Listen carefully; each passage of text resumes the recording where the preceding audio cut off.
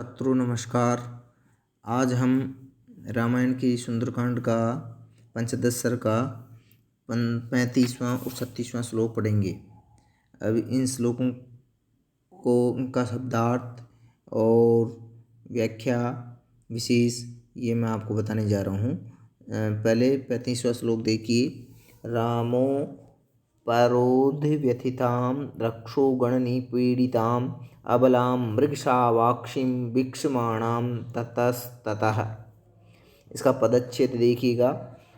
राम उपरोध व्यथितां रक्षो गणनिपीडितां अबलां मृगशावाक्षीं वीक्षमाणां ततः ततः।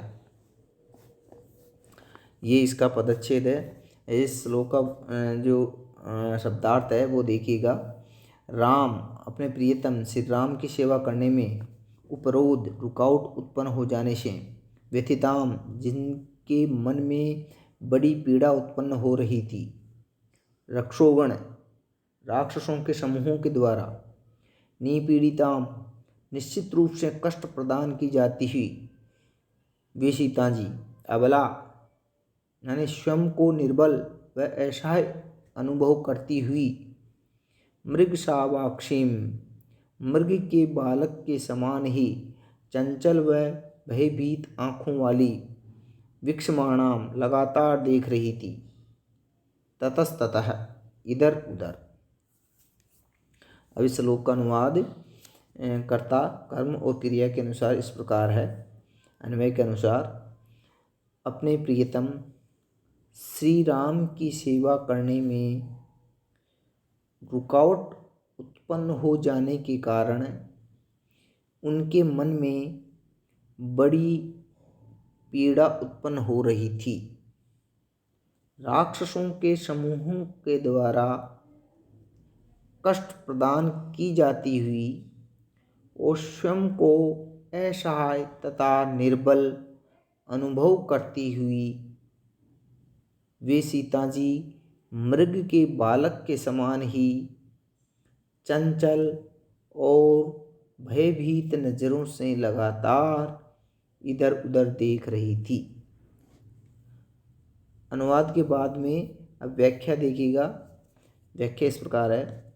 विवाह के पश्चात यह सीता जी के जीवन का वह बुरा कालखंड था जब उनके द्वारा की जाने वाली श्री राम की सेवा में रुकावट उत्पन्न हो रही थी।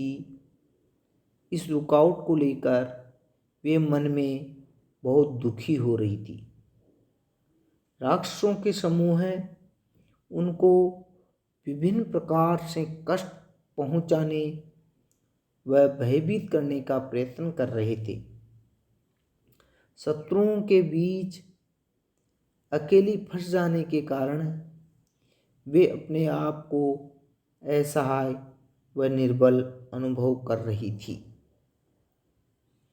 भेड़ियों के बीच में फंसे हुए मृग शावक की तरह भयभीत और चंचल आँखों से निरंतर इधर उधर देख रही थी ताकि उनको कोई सहारा मिल सके। अर्थात जिस प्रकार भेड़ियों के बीच में मृग शावक फंस जाता है और वह बहुत ही भयभीत हो जाता है और वो अपनी चंचल आँखों से इधर उधर देखता है, उसी प्रकार वह सीता जी क्या है, शत्रुओं के बीच में अकेली फंसी हुई थी और वो अपने आप को असहाय और निर्बल अनुभव कर रही थी।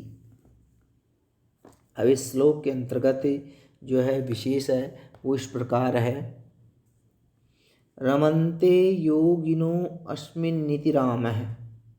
इस व्युत्पत्ति परक व्याख्या के अनुसार रम धातु से घय प्रत्यय करके, रम धातु से क्या होगा, घय प्रत्यय वो करके राम शब्द बनेगा। रमन्ते योगिनो अस्मिन्निति रामः, ये व्युत्पत्ति होगी इसकी, जिसका स्मरण करने में संसारियों के साथ ही योगियों को आनंदानुभूति होती है। उपरोध शब्द में उपसर्ग पूर्वक रुद्ध अवरोधने धातु से घय प्रत्यय का योग होता है।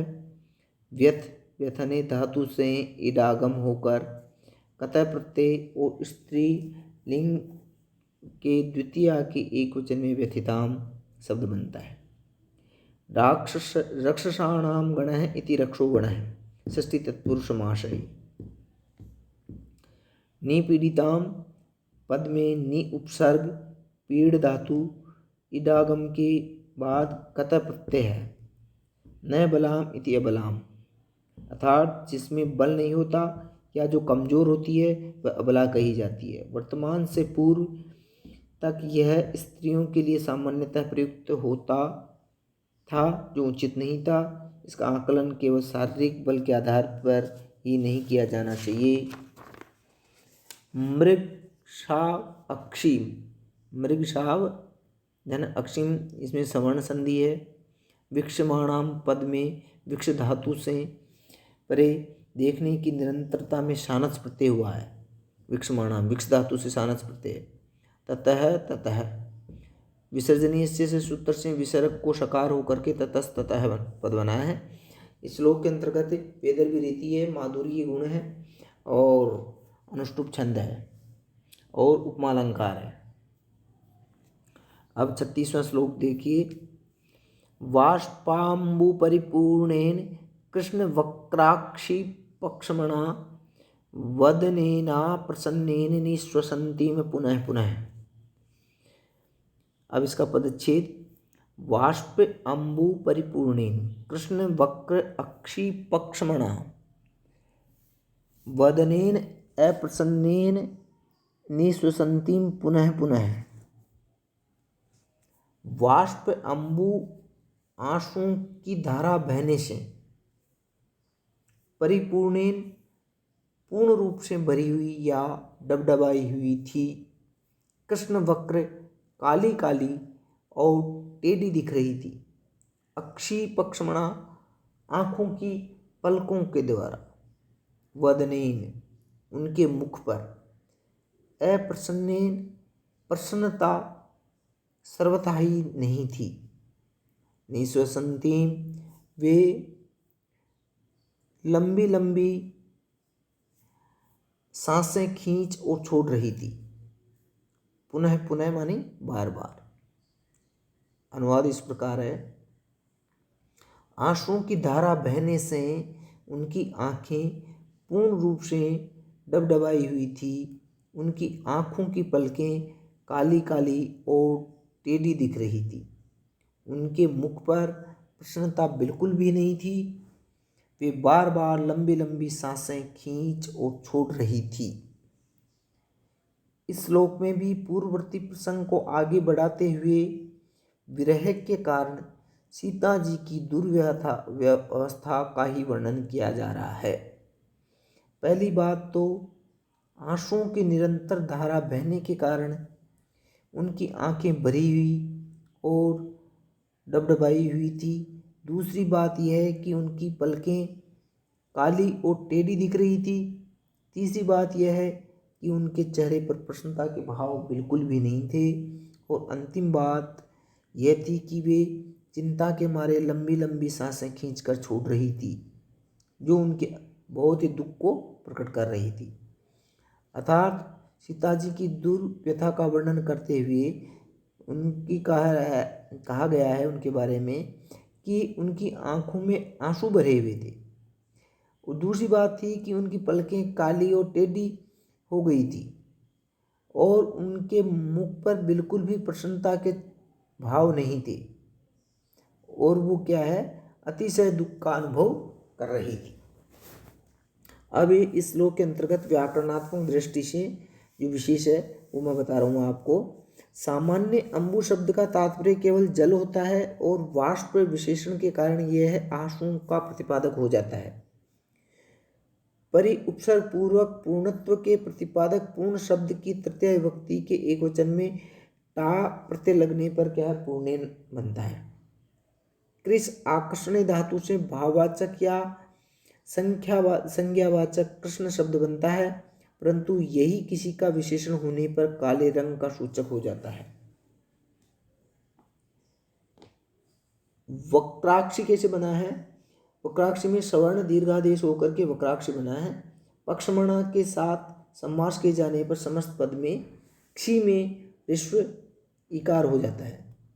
वकार और बकार के भेद से प्रारंभ होने वाले दोनों शब्द क्रमशः वदन और बदन दो भिन्न भिन्न भाषाओं के हैं और अर्थ भी भिन्न प्रतिपादित करते हैं। प्रथम का अर्थ केवल मुख या चेहरा होता है वदन का, जबकि द्वितीय का बदन का अर्थ होता है संपूर्ण शरीर। न प्रसन्नेन इति अप्रसन्नेन नए तत्पुरुष समास है।